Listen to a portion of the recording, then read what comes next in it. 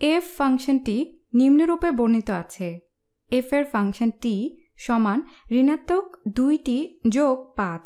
তো আমরা এই ফাংশনে যাই বসাই না কেন আমরা এটিকে ঋণাত্মক 2 দিয়ে গুণ করব এবং এর সাথে 5 যোগ করব। তাহলে কোন মানের জন্য f এর ফাংশন t সমান 13 হবে?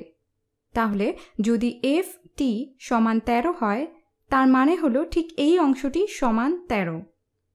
তো আমরা শুধু এই সমীকরণটি সমাধান করব ঋণাত্মক 2t যোগ 5 সমান 13। তাহলে চলো এটি করি। ঋণাত্মক 2t যোগ 5 সমান 13।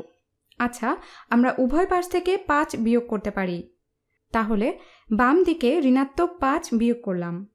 এটি করলাম বাদ দেওয়ার জন্য। এই কাজটি আমাদের ডান দিকেও করতে হবে। তাহলে এখানে আছে 13 বিয়োগ 5 সমান 8 এবং বাম পাশে ঋণাত্মক 2টি আছে। তো তুমি পেলে ঋণাত্মক 2t সমান 8।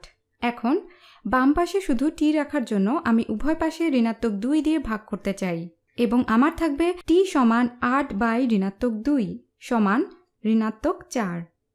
তাহলে তুমি ফাংশনে ঋণাত্মক 4 বসাবে আর ঋণাত্মক 4 বসালে তুমি 13 পাবে।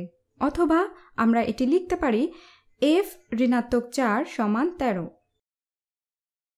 কিন্তু এখানে যা চাওয়া হচ্ছে তা হলো ইনপুট মান।